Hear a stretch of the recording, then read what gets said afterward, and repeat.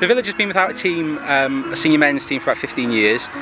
We thought it really deserved one because it's history. So we set one up in January 2020, and then unfortunately in February it all went, all shut down because of COVID. So we've used that time really wisely. We've got a lot of sponsorship in, and we tried to just develop the club, and obviously it's now underway this season, so yeah, really positive. Local lad, a lot of us are, so we played for Ruabon when we started about, say, 15 years ago. We all went our separate ways, and we've come back together to set up another team in the village. I went and played for a number of clubs during my career, but there's nothing like playing in front of your local crowd and people you know, and trying to do the village proud, really. We're just hoping that we can sort of set the foundations of having a Ruabon club for a few years. Yeah, it's great. It's been 15 years since we all played down here as young lads.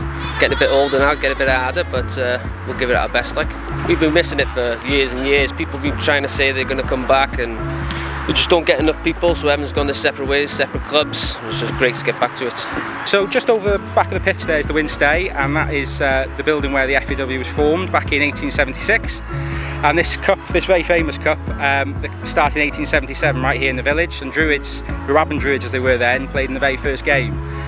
So this area's got a huge pedigree in terms of local football, and Welsh national football I should say. Absolutely fantastic. We spoke to a few people to see if we could get the trophy down here. There's lots of people putting Bring It Home on Twitter, so thank you to the FAW that the trophy came. It's a big day for the village really, and a big day for the club. It's only our second competitive game, but it's a big one. Last week was nice, we got 3 points last week for the league, which was important, but occasions like this don't come around very often, so yeah, it's really nice to have it.